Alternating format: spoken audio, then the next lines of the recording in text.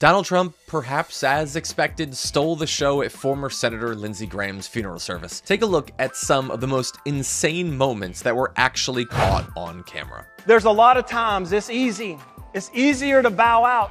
It's easier just to go a different way, the path of least resistance. But he stayed the course. Now, he saw what was happening to you and your family as a grave injustice.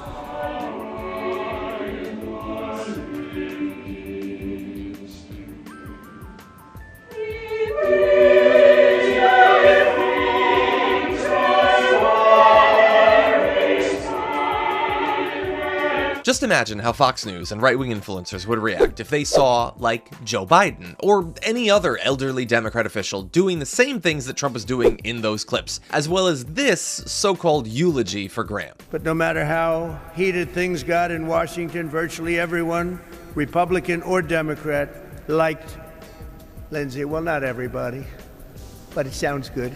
Not everybody.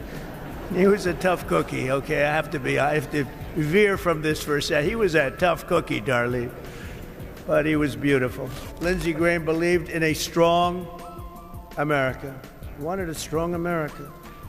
He had unwavering faith in the righteousness of American power and prayer, and he was extremely hawkish. I will tell you, he never saw a war that he didn't like. Only his true friends would understand that, but he wanted it for the good of our country. He felt in his bones that our destiny is to win, and that his job was to do everything he could to ensure our enemies would lose. It was this conviction that led him to serve 33 years in uniform in the Air Force and Air Force Reserves and Air National Guard, even while he was in office. And it was this conviction that took him as a senator to almost every country on earth, confronting America's adversaries and standing up for America's friends. He had tremendous friendships all over the world. It's a testament to his towering impact that among those mourning him here today are leaders, presidents, prime ministers from all over the globe. They're sitting right here before you. Lindsey met countless world leaders, yet wherever he went, he was always the same Lindsey Graham. When he met Libyan dictator Muammar Gaddafi in a tent in the desert, he told him, "I expected something out of the Arabian Nights. This looks more like a Winnebago." That was not a good statement to make at the time. And when he met the Dalai Lama, Lindsey looked him straight in the eyes and said, "So, can you really levitate?" Dalai Lama was not happy with that. Back in 2016, Lindsey said something rather nasty on his flight to becoming the next president of the United States.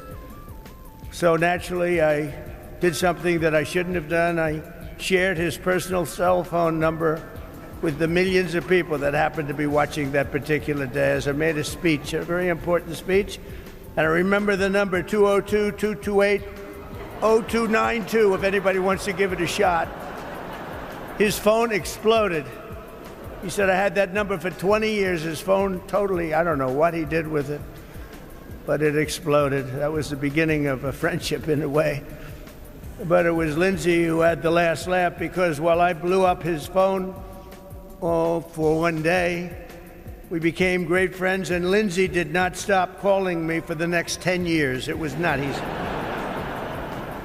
I always cherish the memories of our golf games, and only because of his really, and I will say, this memorial service, it's so hard to say, a memorial service for Lindsey, it's hard to say.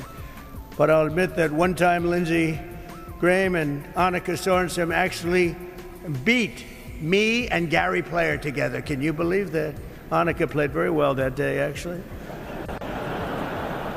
There was no fiercer or more constant opponent. Our nation needs more men and women like that great person sitting, laying, wherever he may be. I think I know where he is, and I think he's up there. I think he's watching us. I'm pretty sure of it. While you probably disagree with that final statement from Trump, you can't ignore that he actually said some truths, at least, about Graham, and more importantly, the military-industrial complex. These military contractors rely on war and death and destruction funded by all of our collective tax dollars to keep the money flowing. And just like Graham, they've never met a war they didn't like, especially if said war is in the Middle East.